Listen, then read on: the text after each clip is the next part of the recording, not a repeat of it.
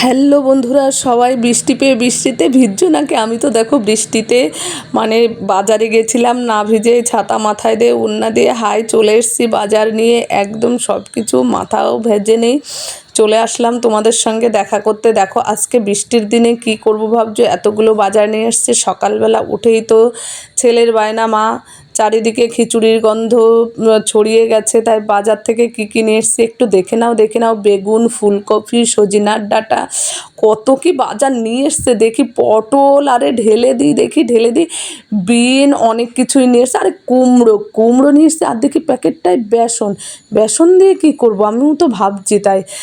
আর তেলের প্যাকেট, গরম মশলা, এত কিছু। খিচুড়ির কথা বলে দেখো মুগের ডাল সব একদম রেডি।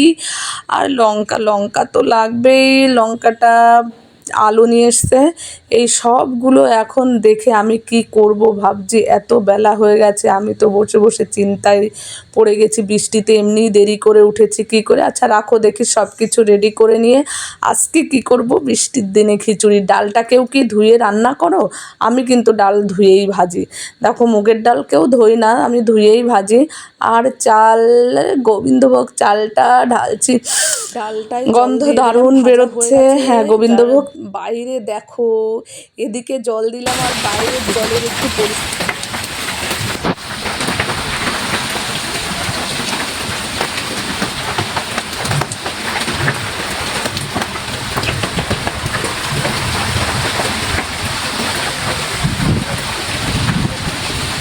মানে সকালবেলাও এত বৃষ্টি আর এত হাওয়া। যাক, এই হাওয়া আর বৃষ্টি দেখলে হবে না, এদিকে সব রেডি করতে হবে। আরে বাবা, এত কিছু কখন গোছাবো।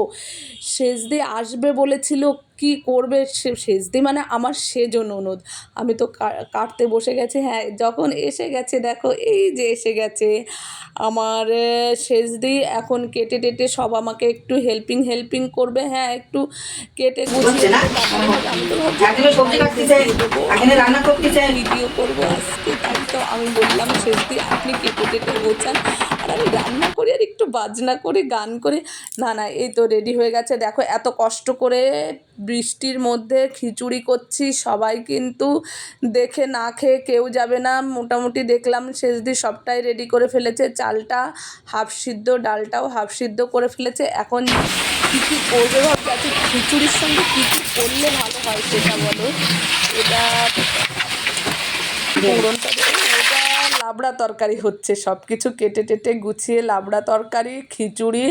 আর এর সঙ্গে জানো তো একটু ভাজা না হলে হয় না। কি কি ভাজা করব, কেটেছি তো অনেক সবজি, কিন্তু ভাজাটা করব কি কি করব সেজদির কাছে জিজ্ঞেস করলাম। বলল যাক আলু ভাজা, পটল ভাজা, বেগুনি, কি কি করি চলো তাহলে এবার একটু দেখে নিই। আর অনেকক্ষণ কিন্তু ধরে রান্না করছি, কেউ কিন্তু না খেয়ে যাবে না, আমার কথা কিন্তু সবাই মাথায় রেখো। যাই হোক, এই সব দিয়ে দেখো এই যে রেডি হয়ে গেছে। সেজদি রান্না করছে, খুব সুন্দর গন্ধ বেরোচ্ছে। গন্ধটা খিচুড়ির গন্ধ আর এই বৃষ্টির রিমঝিম সুর, দুটো মিলেও মনে তো খুব আনন্দ হচ্ছে। আমার আনন্দ হচ্ছে। ছেলে বলেছিল আসো সব রেডি হয়ে গেছে, রেডি করে দিয়েছি। কি কি করেছি দুজনে ননদ ভাই বউতে মিলে একটু দেখে নাও। খিচুড়িটা রেডি হয়ে গেছে আর লাবড়া তরকারি হয়ে গেছে। কেউ কিন্তু যাবে না না খেয়ে, বারবার বলছি। আর ভাজাটা করেছি, কার কোন ভাজাটা পছন্দ বলো। আলু ভাজা, বেগুনিটা দেখো গোটার মতো, পটল ভাজা, আলুটা চাক করে ভেজে নিয়েছি, খুব সুন্দর লাগবে। এর সঙ্গে আর দুটো লেবু দুটো আমাকে দিয়েছে।